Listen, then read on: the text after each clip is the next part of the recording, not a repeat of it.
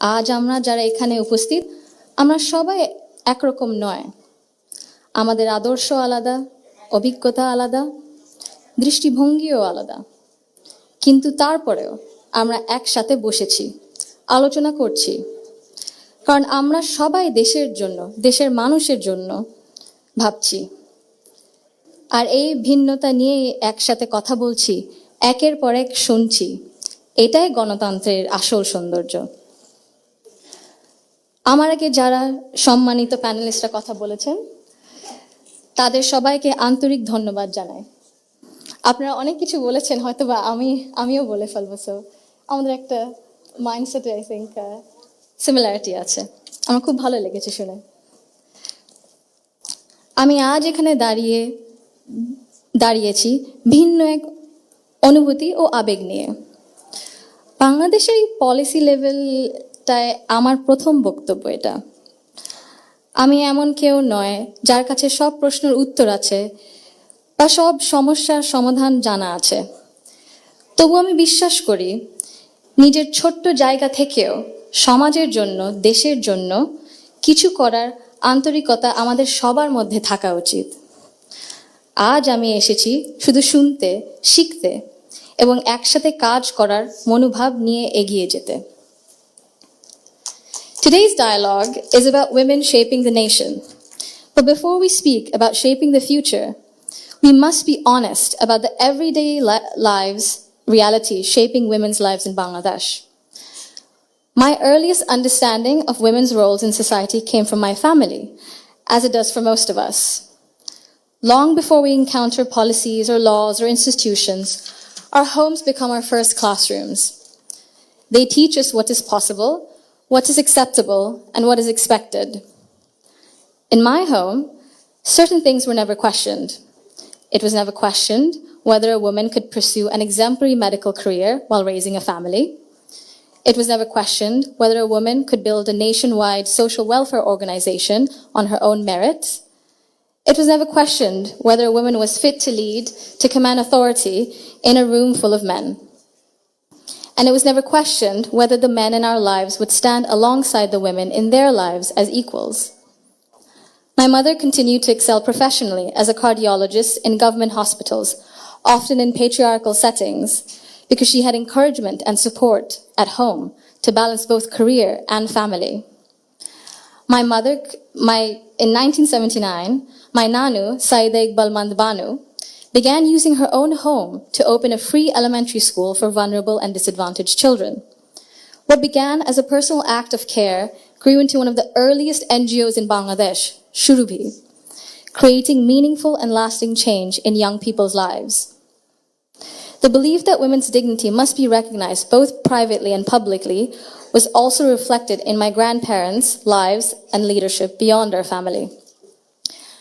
My grandfather, President Zia Rahman, understood that development was incomplete if women were excluded. He saw women as capable contributors at home, at work, and in public life. And that belief carried into the choices he made as a leader. Under his leadership, the expansion of the garment sector meant millions of women entered formal work for the first time, gaining independence and income. The creation, then, of the Ministry of Women's Affairs reflected a conviction that improving the lives of women and girls required intention and structure. These were not just policy decisions, but they were an extension of the values that he lived by personally. That foundation was carried forward by my grandmother, Begum Khaleda Zia, who understood the transformative power of education that gave women voice, choice, and confidence. Under her leadership, girls' education was treated as a right, not a privilege.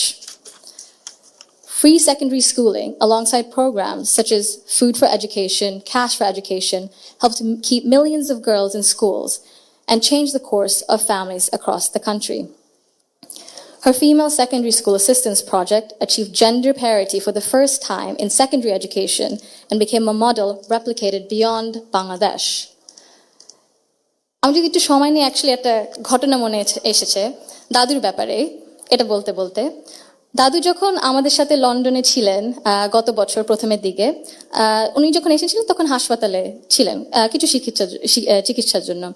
ওখানে বিভিন্ন দেশ থেকে nurse ছিল, doctor ছিলেন। এবং একটি nurse ছিলেন Nigeria West আফ্রিকাতে। আম্মা আব্বা একদিন দাদুকে সকাল সকাল দেখতে গেছিল। তো নার্স তারপরে বললেছে যে, ও আমি তো আপনার মাকে চিনেছি। আম্মু আব্বু বললো, কিভাবে? আপনার মাই প্রথম ইলেক্টেড প্রাইম মিনিস্টার বাংলাদেশের না? আম্মু আব্বু তো অবাক, হ্যাঁ আপনি কিভাবে জানেন? তো নার্স তারপরে বললো যে, আপনাদের যে উনি যে এত কিছু করেছেন এই মেয়েদের শিক্ষার জন্য, specially primary education, food for education, cash for education, এগুলো আমাদের সরকার ওই 35-30 বছর আগে দেখে ইমপ্লিমেন্ট করেছিল। আর ওই কারণে লক্ষ লক্ষ মেয়েরা গ্রাম অঞ্চলে, ওদের দেশে গ্রাম অঞ্চলে বিভিন্ন জায়গায় সদরে এখনো শিক্ষা পাচ্ছে, অন্তত প্রাইমারি এডুকেশন লেভেলে। সো ভাবলাম একটু শেয়ার যদি করি, এখানেই করবো আপনাদের সাথে। জি। She also understood that education alone was not enough if women were not supported to remain in public and economic life. Supporting women to access credit, build livelihoods, and grow small businesses mattered. So did recognizing the realities of motherhood, of childcare, and that required systems being strengthened around maternity leave and childcare, which she did. That is because women were made to choose between family and participation in the economy. For me, these legacies show the values that I saw both reflected at home and in public. I was privileged to grow up surrounded by exceptional women, confident, capable, and accomplished. I was equally fortunate to have male role models, including my father and my grandfather, who valued those women and never felt threatened by their strength or ambition. In fact, the 4 most important people in my father's life, in my opinion, have been women for decades. And he has treated them with deep respect and reverence, not as an exception, but as the norm. Because of this, I grew up with what I now recognize was a skewed understanding of society. Living between Bangladesh and the UK taught me something important. Policies and access alone do not create equality. You can expand education, pass laws, set national targets, but if social norms and daily expectations and mindsets remain unequal, empowerment remains fragile. This is not about overt discrimination. Inequality often survives through habit and comfort, through what feels normal.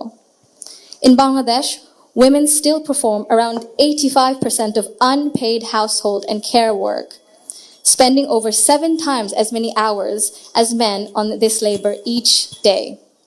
This work is valued at 19% of our GDP and remains largely invisible in economic planning and national decision-making. This makes something very clear. Gender equality is not a women's issue, it is an economic and national issue.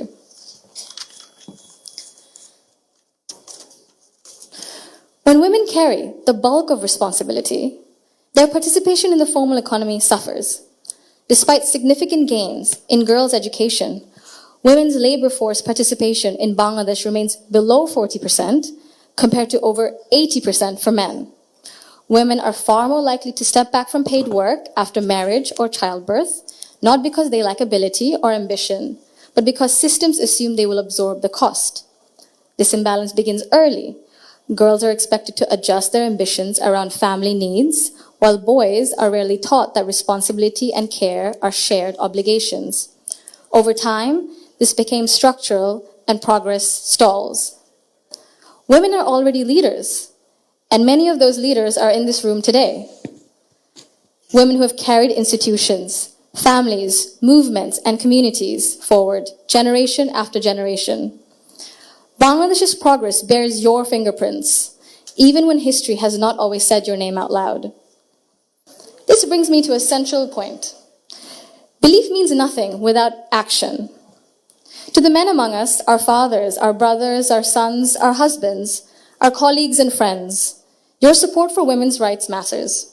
Your celebration of women's success matters. But equality cannot survive on words alone. If systems and expectations continue to rely on women's sacrifice as the default, inequality continues comfortably. Fathers, in particular, I believe, have a unique role in breaking this cycle.